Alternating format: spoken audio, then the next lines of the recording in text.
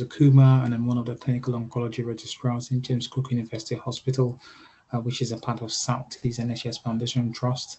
And I'll be summarizing some of our data on the real-world analysis on the efficacy and safety of maintenance Avelumab in the management of locally advanced or metastatic urothelial cancer. Hearing as well the names of other authors who have worked on this project with me, and we do not have any conflict of interest to declare.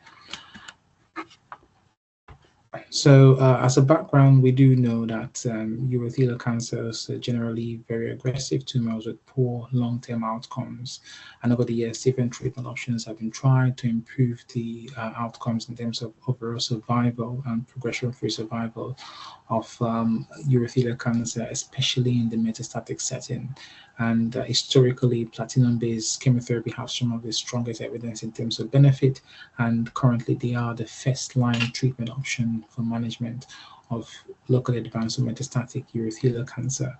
And this can either be cisplatin gemcitabine combination or carboplatin gemcitabine combination. Generally, cisplatin combination is preferred because it has better evidence in terms of overall survival and progression-free survival. However, some patients, due to increased sensitivities or due to renal impairment, may not be able to have cisplatin regimen, and as a result, they can benefit from carboplatin regimen as well. But we do appreciate that platinum-based therapy have some dose-limiting toxicities and also long-term toxicities as well, which prevent their use for a prolonged period of time, and this includes neuropathy and renal impairment. Also, patients who receive first-line platinum-based chemotherapy, evidence suggests that a lot of these patients progress within 9 months of receiving chemotherapy. As a result, it's become essential to add additional treatment which will improve the disease control that was obtained from first-line treatment option without worsening some of the toxicities or overlapping with the toxicities that are experienced from this regimen as well. And the JAVELIN trial did a very good job into looking into the impacts of Avelumab in this cohort of patients, and the results suggested that it improved overall survival and progression-free survival.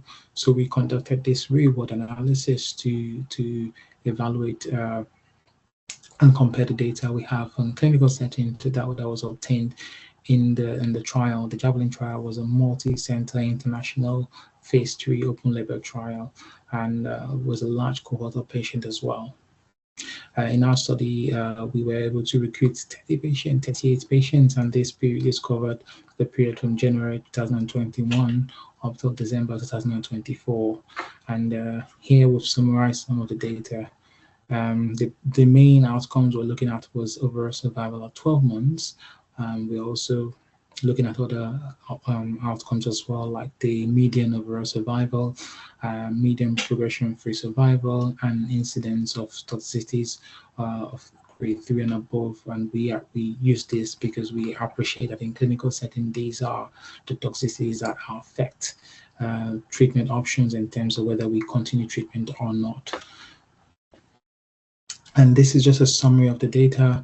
Some of the key information in terms of the mean age. The mean age in our study was slightly higher than the mean age in the JAVELIN trial, and we also noticed that in terms of disease control, while in the JAVELIN trial, 72.3% of patients had some level of response, partial or complete response following first-line chemotherapy. For us, our center, the size was more like 10% less compared to what we found in the JAVELIN trial. And we appreciate that sometimes such data can affect our outcome eventually. And in terms of the overall survival, we noticed our overall survival was not quite as good as what was obtained in the original trial. Overall survival, 12 months, we obtained 52.6% of patients. However, in the original trial, this was 20% more at 71.3%, and the mean overall survival was 14 months as compared to 21 months in the JAVELIN trial. However, the progression-free survival was almost doubled for our study compared to the original trial. So while in our setting there was significant improvement in overall survival. However, the patients had better disease control for a longer period of time.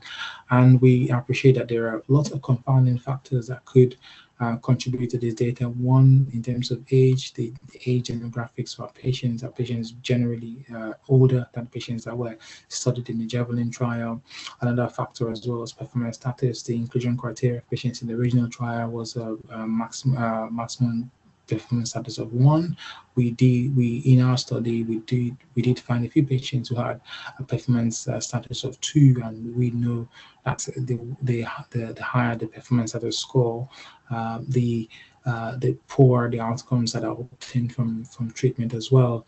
And we did a linear regression analysis between the age and the overall survival, and this showed a statistically significant relationship between age and overall survival. And we also appreciate that unlike the JAVELIN trial, our sample size was 38, and the JAVELIN trial was more than 5 times this number. So we do understand that sometimes it's difficult to comparatively evaluate the data, especially when there's such significant difference in sample size as well.